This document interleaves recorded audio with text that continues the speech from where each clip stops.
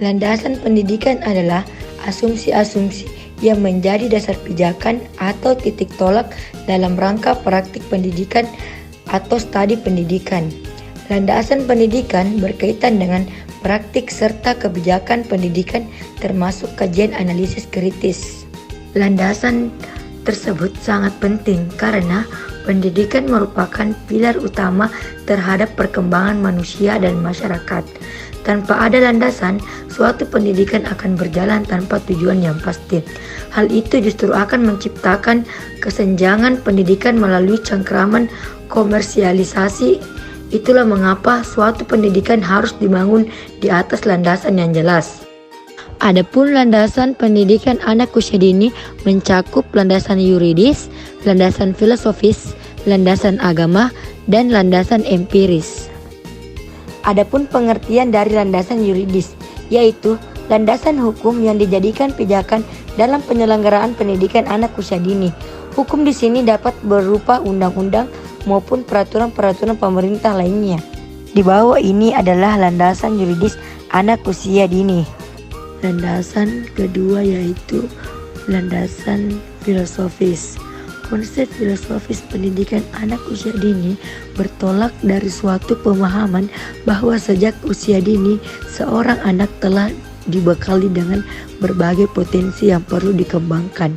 Hal ini bertujuan agar kelak seorang anak dapat menjalankan fungsi dan perannya sebagai manusia secara efektif dan produktif.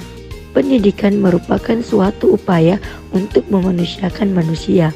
Artinya, melalui proses pendidikan diharapkan terlahir manusia-manusia yang baik. Anak sebagai makhluk individu yang sangat berhak untuk mendapatkan pendidikan yang sesuai dengan kebutuhan dan kemampuannya. Dengan pendidikan yang diberikan, diharapkan anak dapat tumbuh sesuai dengan potensi yang dimilikinya, sehingga kelak dapat menjadi anak bangsa yang diharapkan. Yang ketiga adalah landasan agama.